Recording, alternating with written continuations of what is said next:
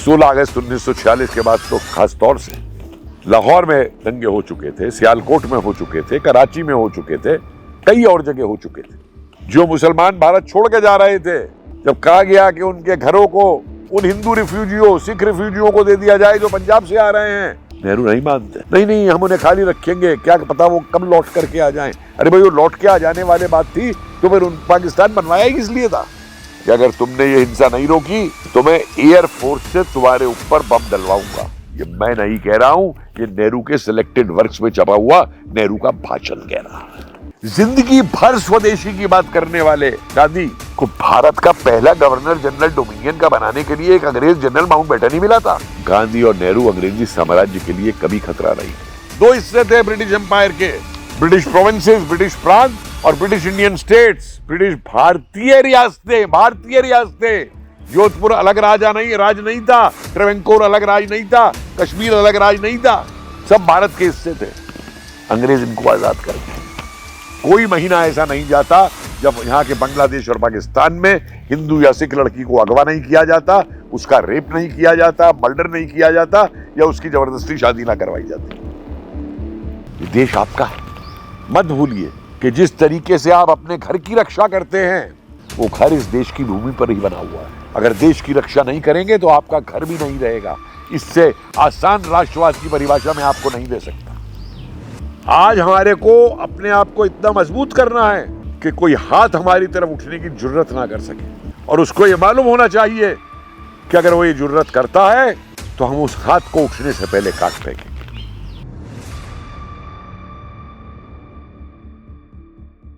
आज मैं कुछ ऐसे तथ्य प्रस्तुत करने जा रहा हूं, जो तथ्य कुछ ऐसे अनपढ़ लोगों के, जिन्होंने कभी ना तो इतिहास में शोध की है, ना कोई ऐतिहासिक दस्तावेज देखे हैं, लेकिन मीडिया पे आकर वीर सावरकर जी को गाली देते हैं, आक्षेप लगाते हैं कि 2 नेशन थ्योरी, यानी हिंदुस्तान और पाकिस्तान बने, ये थ्योरी वीर सावरकर जी ने दी थी।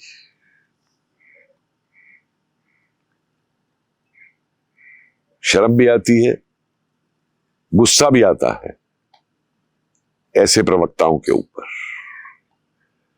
थोड़ी ज्ञान वृद्धि कर लें, और जो भी मैं बोल रहा हूं, अगर हिम्मत है तो उन तथ्यों की जाके जांच पड़ताल कर लें, और उसके बाद में भी अगर इनमें थोड़ी भी शर्म है तो कम से कम और कुछ तो ये नहीं कर सकते, क्षमा भी नहीं मांग सकते, लेकिन आगे के लिए झूठा प्रचार करना बंद कर दें। सबसे पहली बात, एक व्यक्ति हुए हैं सर सैयद अहमद खान, बड़ा समाज सुधारक करके उनकी फोटो भी भारत की सरकार निकालती है, लेकिन ये भुला दिया जाता है कि 1857 की क्रांति पर, प्रथम स्वतंत्रता संग्राम पर सैयद अहमद खान ने एक पुस्तक लिखी थी। ये उस समय बिजनौर के अंदर एक अंग्रेजी छोटे अफसर हुआ करते थे, और इस पुस्तक में इन्होंने क्या लिखा था, ये 2-3 बातें मैं आपकी नजर में लाना चाहता हूं।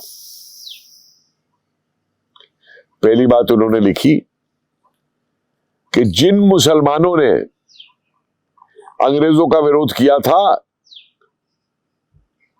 वो बदजात और बदमाश थे। ध्यान दीजिए, बदजात, क्योंकि ये कहते हैं कि इस्लाम में कोई जाति नहीं है, लेकिन उन्होंने कहा कि बदजात मुसलमान थे, कसाई और मुनकर, जुलाह। उसके बाद वो लिखते हैं कि हिंदू और मुसलमान तो कभी एक हो ही नहीं सकते। ये तो अंग्रेजों ने इन्हें एक कर दिया, जो एक सेना की रेजिमेंट बना के उसमें दोनों हिंदू और मुसलमान सिपाही रख दिए। अंग्रेजों को तो नादिर शाह जैसा कुछ करना चाहिए था कि उसने एक अफगानों की पलटन बनाई थी, एक ईरानियों की पलटन बनाई थी, जिससे जरूरत पड़े तो उनका एक दूसरे के खिलाफ इस्तेमाल कर सके। यानी डिवाइड एंड रूल, कि बांटो और राज करो की जो नीति थी, वो नीति सैयद अहमद खान अंग्रेजों को समझा रहे थे।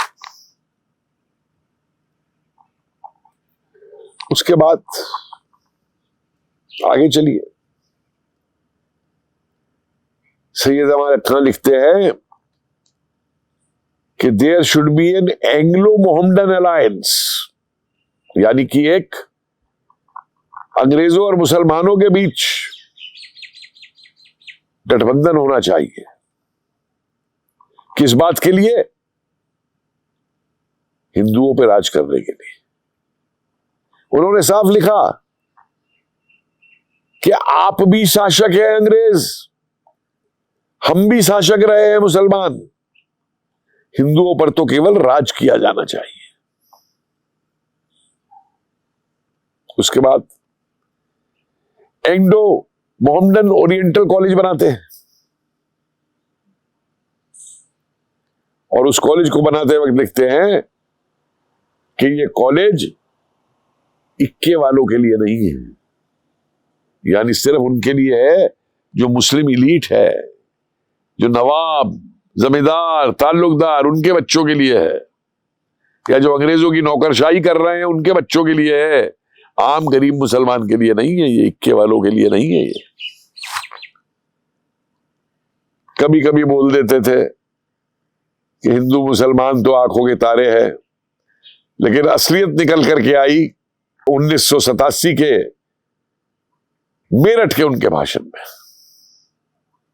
जब वहां कहते हैं कि दो तलवारें एक बयान में नहीं रह सकती, यानी कि हिंदू और मुस्लिम दो तलवारें हैं और दोनों तलवारें एक बयान में नहीं रह सकती। इस पृथकतावाद की नीति को लगातार अंग्रेजों ने बढ़ावा दिया। और क्यों दिया? क्योंकि 1857 में जो हिंदू और मुसलमान मिलकर लड़ा था अंग्रेजों के खिलाफ, वो भय अंग्रेजों को 1947 तक लगा रहा कि कहीं ये एक ना हो जाए। 1905 में बंगाल का विभाजन किया अंग्रेजों ने हिंदू और मुस्लिम आबादी के ऊपर, और 1906 में मुस्लिम लीग की स्थापना होती है। कहां पे? ढाका ऑफ नवाब के यहाँ, ढाका के नवाब के यहाँ, जिसमें नवाब छट्टारी और बड़े बड़े अंग्रेज, ये मुस्लिम ताल्लुकदार राजा लोग जो है, इनके नवाब वो शामिल होते हैं। उसके बाद 1908 में चुनाव के अंदर पृथकतावाद लाई जाती है कि हिंदुओं के अलग बनेंगे चुनाव क्षेत्र और मुसलमानों के अलग बनेंगे। और इस पृथकतावाद को 2016 में कांग्रेस जो है वो लखनऊ का समझौता करके मान लेती है। आगे की कहानी सुनिए।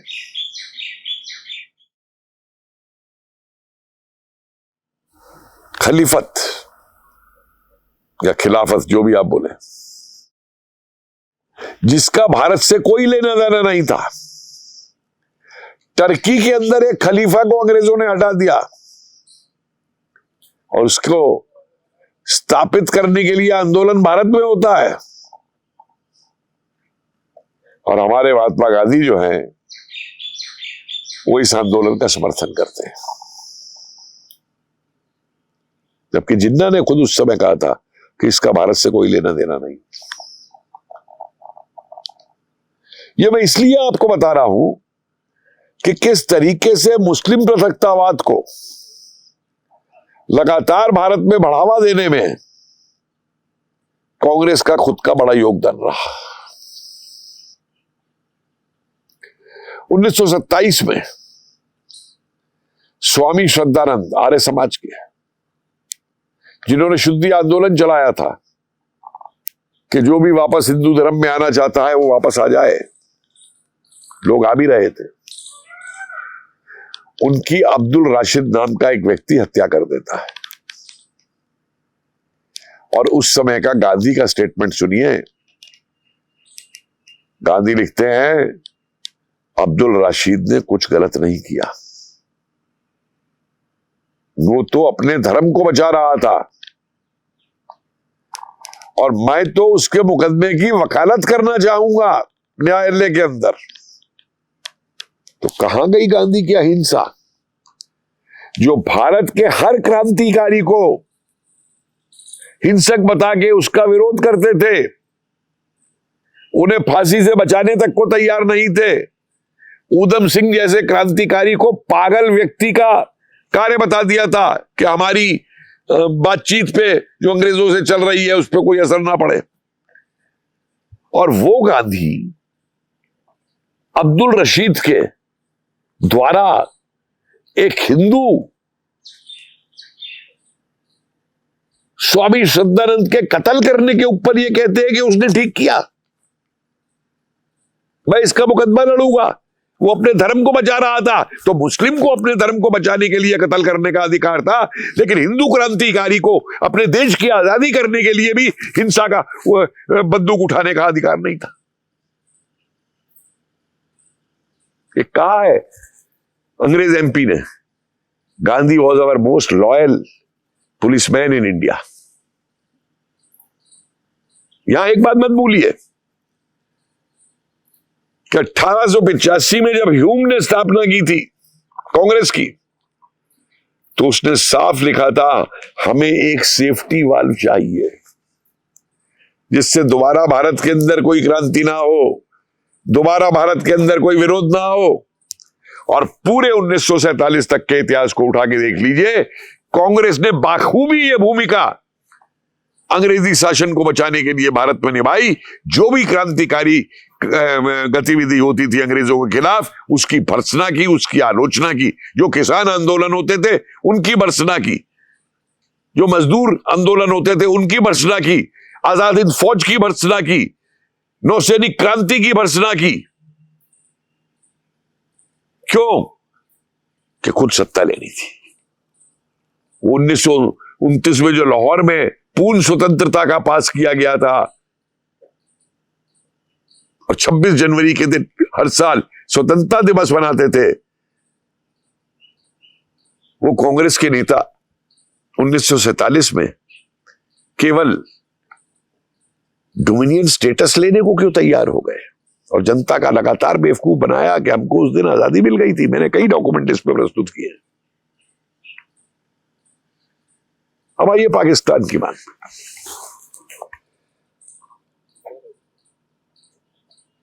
गोलमेज सम्मेलन के दौरान इंग्लैंड में रहमत अली ने एक नक्शा बनाया था, ये पाकिस्तान होगा। हालांकि उस समय जब जिन्ना से पूछा गया कि तुम्हारे क्या विचार हैं, तो उसने कहा था ये तो विद्यार्थियों की स्कीम है, अनप्रैक्टिकेबल। 1933 में कैम्ब्रिज के अंदर एक पर्चा निकलता है, नाउ और नेवर, और उस पर पहले हस्ताक्षरकर्ता जो हैं वो रहमत अली है, चौधरी रहमत अली। और ये पर्चा कहता है कि जो पश्चिमी भारत के हिस्से हैं वो पाकिस्तान होने चाहिए। और क्यों होने चाहिए? इसलिए होने चाहिए, पहले अंग्रेजी में कोट आपको बता देता हूं उसकी। We do not interdine, we do not intermarry, our national customs and calendars Even our diet and dress are different. Hence the Muslims demand the recognition of a separate national status. ना हम शादी करते हैं, ना हम एक दूसरे के साथ खाते हैं, हमारे रीति रिवाज भी अलग हैं, हमारा कैलेंडर भी अलग है, हमारा वेशभूषा भी अलग है, हमारा खाना भी अलग है, इसलिए हम उनसे अलग हैं और इसलिए देश के मुसलमान एक पृथक राष्ट्रीय स्टेटस चाहते हैं मुसलमानों के लिए। 1933। क्या आपने कभी दीनिया शब्द सुना है? दीनिया रहमत अली के हिसाब से दीनिया का मतलब था एक ऐसा क्षेत्र जहां पर अभी हम इस्लामिक स्टेट नहीं बना पाए हैं, लेकिन उसको हमें अपने अधीन लाना है और इस्लामिक स्टेट बनाने में उसका परिवर्तन करना है। और जो हिस्से भारत के पाकिस्तान में नहीं होंगे उनके लिए हमें ये करना होगा। ये वही मानसिकता है जो आज भी काम कर रही है। 1940 में ही पाकिस्तान की मांग से पहले रहमत अली एक और पर्चा लेकर गया है, मिल्लत of Islam and the menace of Indianism. मिल्लत इस्लाम और भारतीयकरण का खतरा। और इस पर्चे में उन्होंने केवल पाकिस्तान ही नहीं मांगा कि north west frontier provinces, Sindh, Punjab, इन्हें मिला के पाकिस्तान बनाया जाएगा, बल्कि वो कहते हैं कि बंगाल और असम में जो मुसलमान एरिया हैं, जो मुस्लिम क्षेत्र हैं, वहां बंगे इस्लाम या बंगिस्तान बनाया जाएगा। बिहार के जो मुस्लिम क्षेत्र हैं वहां फरूकिस्तान बनाया जाएगा। जो यूपी के यूनाइटेड प्रोविंसेस उस समय का उत्तर प्रदेश संयुक्त प्रांत कहलाता था, वहां के जो मुस्लिम इलाके हैं उन्हें हैदरिस्तान कहा जाएगा। राजपुताना में जो मुस्लिम एरिया हैं उन्हें म्यूनिस्तान कहा जाएगा। मत भूलिए अजमेर 1956 में ही भारत में शामिल हुआ। हैदराबाद को उस्मानिस्तान कहा जाएगा। मालाबार केरला में, मालाबार मोफलिस्तान कहा जाएगा, मोफलाओं का इलाका।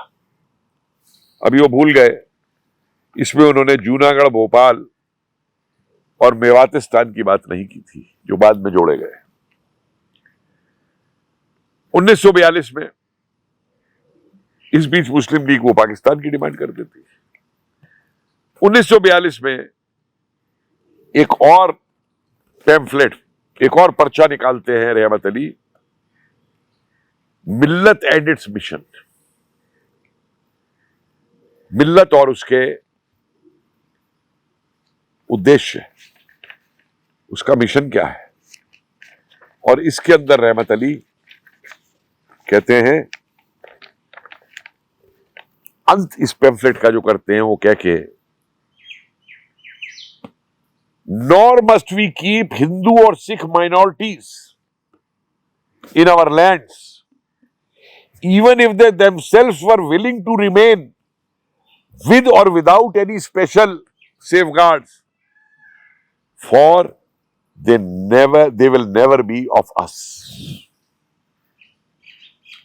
इन मुस्लिम इलाकों के अंदर जो पाकिस्तान बनेंगे, जो बंगलाइस्तान बनेंगे, जो इस्लाम है बंगला इस्लाम बनेंगे, उस्मानिस्तान बनेंगे, आदि आदि, उनके अंदर हमें किसी भी अल्पसंख्यक सिख और हिंदू को नहीं रहने देना चाहिए।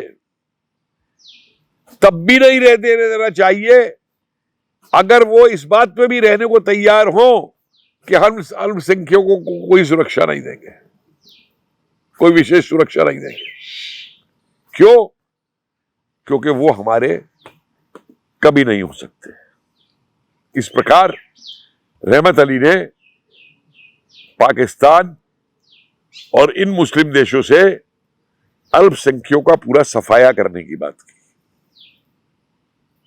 जो निरंतर 47 के बाद में पाकिस्तान और ईस्ट पाकिस्तान से होता रहा और आज बांग्लादेश के अंदर ही नहीं हो रहा बल्कि यूरोप में भी हो रहा है, इंग्लैंड में भी हो रहा है। मैं समझता हूं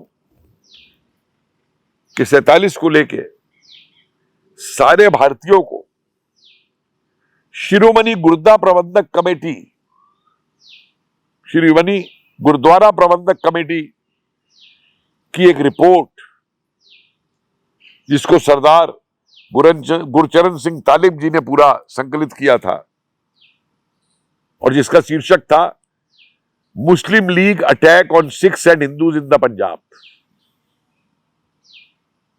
उसे पढ़ना चाहिए। इसमें 598 हिंदुओं के नरसंहार का जिक्र है जो पाकिस्तान बने थे उनके शहरों और गांवों के अंदर, और ऐसे ऐसे नरसंहार हैं कि मैं उनका बयान नहीं कर सकता। आपके रोंगटे खड़े हो जाएंगे कि ये क्या हो रहा था उस समय। और ये लोग कहते हैं कि सावरकर ने टू नेशन थ्योरी दी। ये लोग राजगोपालाचारी प्लान को भूल जाते हैं, जो राजगोपालाचारी ने बात कर दी थी पाकिस्तान जैसी, और जिस प्लान को लेके गांधी जिन्ना से समझौता चाहते थे, अंग्रेजों के पहुंच गए थे। और ये लोग सावरकर को दोषी ठहराते हैं। जो भी हिंदू प्रतिक्रिया हुई इस काल में कब होती है? हिंदू महासभा कब बनती है? 1916 में। मुस्लिम लीग कब बनती है? 1905 में। राष्ट्रीय सेवक संघ कब बनता है? 1925 में। केवल पंजाब, नॉर्थ वेस्ट प्रोविंस और सिंध में 500 मुस्लिम नेशनल गार्ड बनाता है जिन्ना, और 16 अगस्त 1946 के दिन डायरेक्ट एक्शन डे कराता है, एक कमेटी बनाता है उसकी। और पाकिस्तान की मांग को पूरा करने के लिए इस डायरेक्ट एक्शन डे के दिन वो किसी अंग्रेजी संपत्ति पे हमले नहीं करवाता, अंग्रेजों पे हमले नहीं करवाता। हमले होते हैं हिंदुओं पे, हिंदुओं की संपत्ति पे।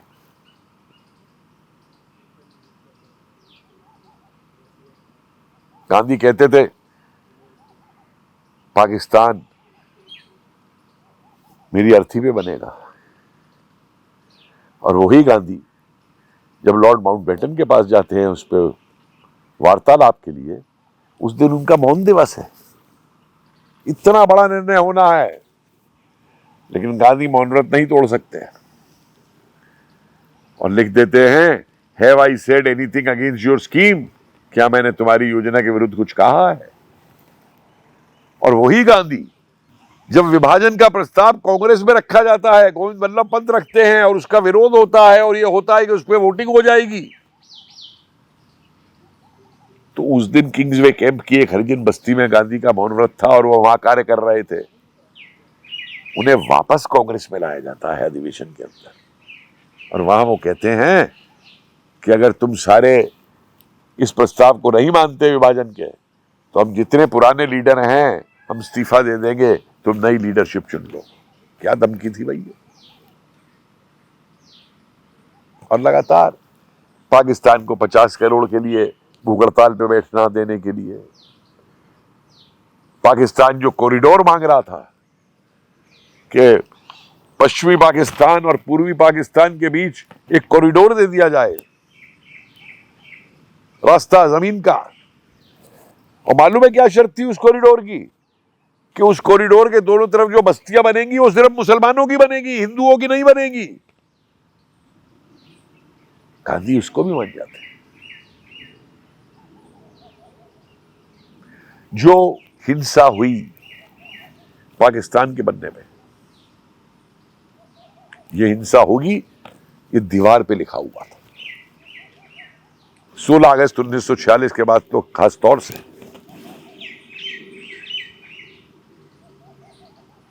लाहौर में दंगे हो चुके थे, सियालकोट में हो चुके थे, कराची में हो चुके थे, कई और जगह हो चुके थे। नेहरू अंतरिम सरकार के मिनिस्टर थे, इनको क्या मालूम नहीं था? ऐसे कौन से तरीके इन्होंने अपनाए कि ये हिंसा को रोक सके? वो तो छोड़िए, माउंटबेटन ने यह कहा कि जो अंग्रेजी सेनाएं भारत में मौजूद हैं उनका इस्तेमाल इन दंगों को करने के लिए नहीं किया जाएगा, और नेहरू इस पे मान गए। क्या अजीब सोचा था। जो मुसलमान भारत छोड़ के जा रहे थे, जब कहा गया कि उनके घरों को उन हिंदू रिफ्यूजियों, सिख रिफ्यूजियों को दे दिया जाए जो पंजाब से आ रहे हैं, नेहरू नहीं मानते। नहीं, हम उन्हें खाली रखेंगे, क्या पता वो कब लौट करके आ जाएं। अरे भाई, वो लौट के आ जाने वाले बात थी तो फिर उन पाकिस्तान बनवाया ही किस लिए था? और सुनिए, आपको हंसी और क्रोध दोनों आएंगे कि विभाजन हो जाने के बाद भी भारत की संविधान सभा में जो मुस्लिम लीग के सदस्य थे, वो भारत का संविधान बनाने के लिए यहां की संविधान सभा में मौजूद रहे, और यहां के संविधान बना के उस पर दस्तखत करके फिर पाकिस्तान गए, और जो थोड़े से पाकिस्तान नहीं गए उनको कांग्रेस ने बड़े बड़े ओहदे दिए। तमाम नाम मिल जाएंगे। एक बहुत ही महत्वपूर्ण चिट्ठी है सरदार बलदेव सिंह, जो उस समय के डिफेंस मिनिस्टर है, सरदार को पटेल को लिखी हुई अक्टूबर 1947 में, विभाजन के बाद, जिसमें वो कह रहे हैं कि 20,000 से हिंदू और सिख औरतें जो हैं वो अभी भी लाहौर में इनके कब्जे में हैं, और मैं अंतर्राष्ट्रीय कारणों से सेना नहीं भेज सकता। वो बात कर रहे हैं युवाओं को ट्रेनिंग देने की कि वो इन्हें जाके बचा के लाएंगे। 2 पेज का पत्र है, ये सब तरीके उसमें लिखे हुए हैं, और अंत में लिखते हैं सरदार पटेल को कि आप आरएसएस के जो अध्यक्ष हैं उनसे बात करिए, वो हमें अपने वॉलंटियर दें, हम उन्हें ट्रेन करेंगे, हम उन्हें वहां भेजेंगे। और इस कॉपी की एक चिट्ठी मार्क करते हैं वो श्यामा प्रसाद मुखर्जी को, नेहरू को नहीं भेजते। क्यों? जब ये विभाजन की बात होने लग गई और दंगे शुरू हुए, तो पंजाब में सिखों ने अपनी रक्षा के लिए अपने को संगठित करना शुरू किया।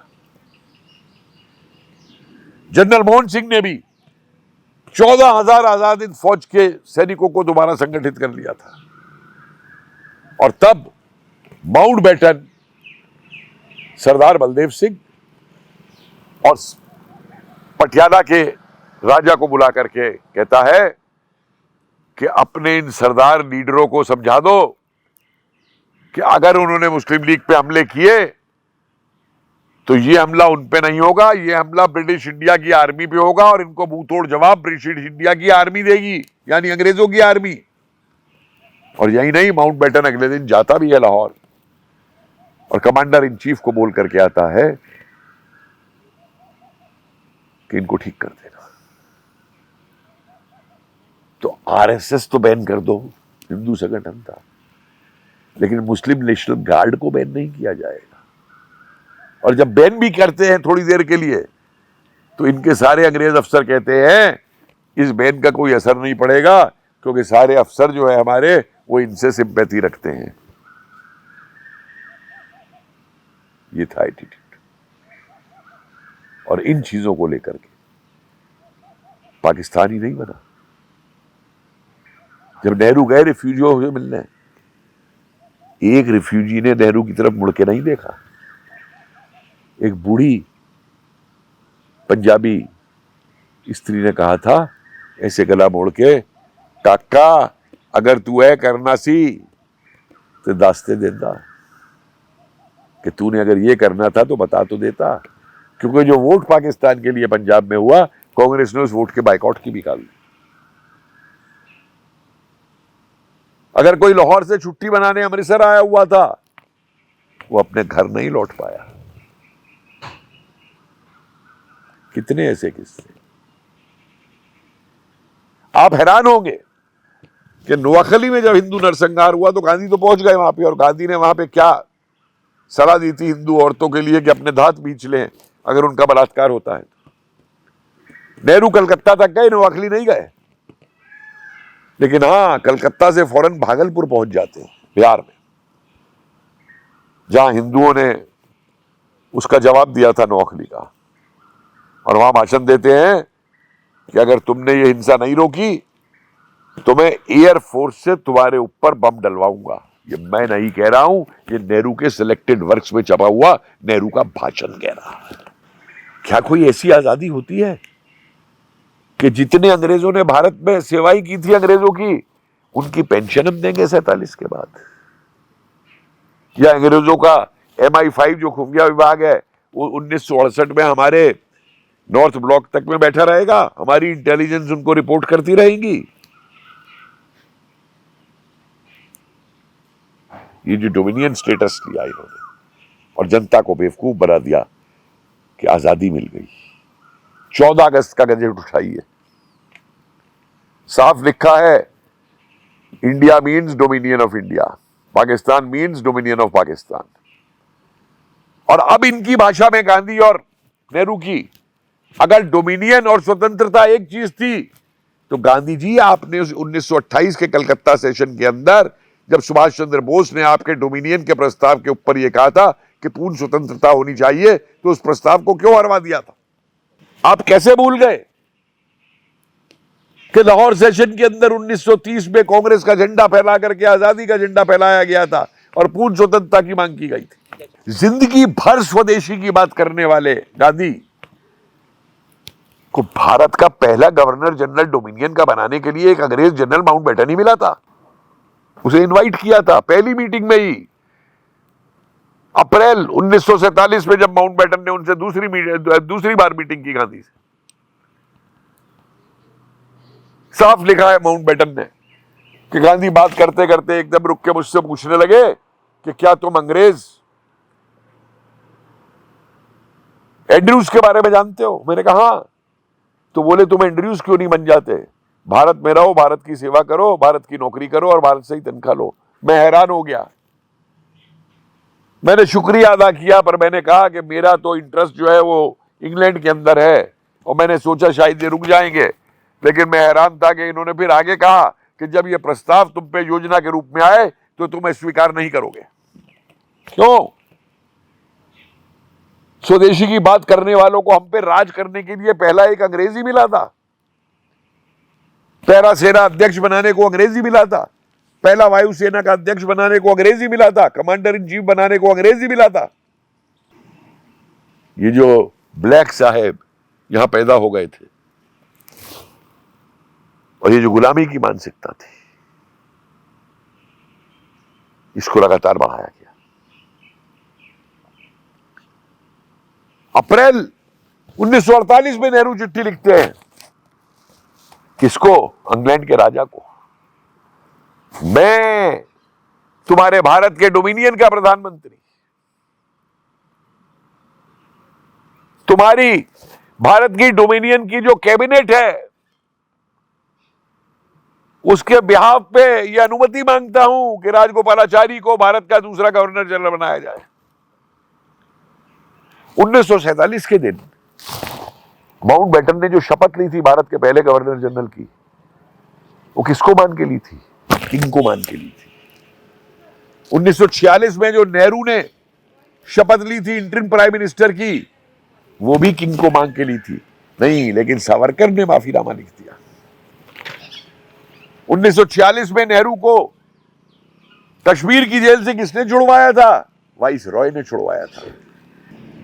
बार बार ये बताने वाले हमको कि नेहरू 13 बार जेल गए थे, एक जेल बता दें जिसके अंदर नेहरू को कोड़े लगाए गए हो, जिसके अंदर नेहरू को एकांत कक्ष में रखा गया हो,